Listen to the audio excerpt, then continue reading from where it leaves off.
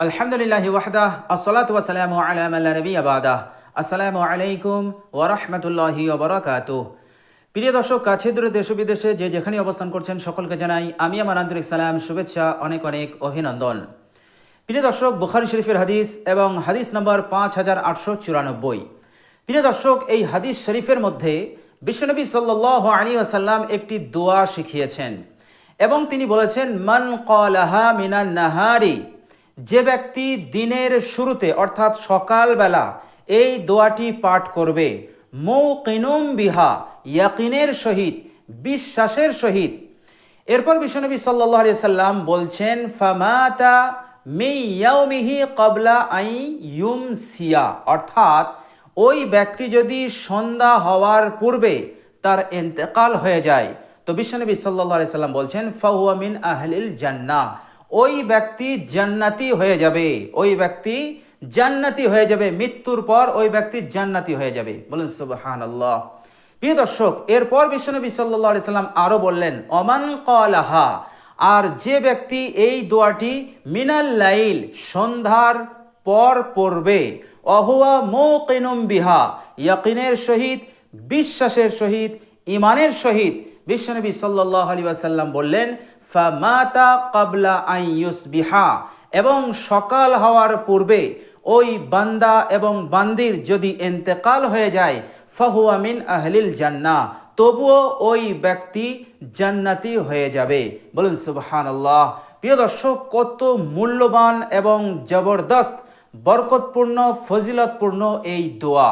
প্রিয় দর্শক, আমরা মনে করি যে জান্নাতে যাওয়া খুব কঠিন, কিন্তু বিশ্বনবী সাল্লাল্লাহু আলাইহি ওয়াসাল্লাম বুখারী শরীফের এই হাদিসে পরিষ্কারভাবে বলে দিলেন যে এই দোয়াটি যদি কেউ সকালবেলা পড়ে এবং যদি তার সন্ধ্যার পূর্বে ইন্তেকাল হয়ে যায়, ফাহুয়া মিন আহলিল জান্নাহ, সে জান্নাতি হবে। আর সন্ধ্যার পর পড়লে আর সকাল হওয়ার পূর্বে তার যদি ইন্তেকাল হয়ে যায়, ফাহুয়া মিন আহলিল জান্নাহ, সেই ব্যক্তি জান্নাতি হয়ে যাবে। প্রিয় দর্শক, ইন্তেকাল, মৌত, মৃত্যু আমাদের সকলেরই হবে, এটা আমরা সকলেই জানি। আল্লাহ সুবহানাহু ওয়া তাআলা বলেছেন, বিসমিল্লাহির রহমানির রহিম, কুল্লু নাফসিন যায়িকাতুল মাউত, প্রত্যেক জীবকে মৃত্যুর স্বাদ নিতেই হবে, অর্থাৎ মৃত্যু আমাদের সকলেরই হবে, কিন্তু কখন হবে, কোথায় হবে, এটা আমরা কেউই বলতে পারবো না। আল্লাহ সুবহানাহু ওয়া তাআলা বলেছেন, ওয়ামা তাদরি নাফসুম বিআইয়ি আরজিন তামুত, তোমাদের কোন জায়গায় মৃত্যু হবে তোমরা সেটা জানো না, কখন মৃত্যু হবে সেটাও তোমরা জানো না, কিন্তু মৃত্যু আমাদের হবেই।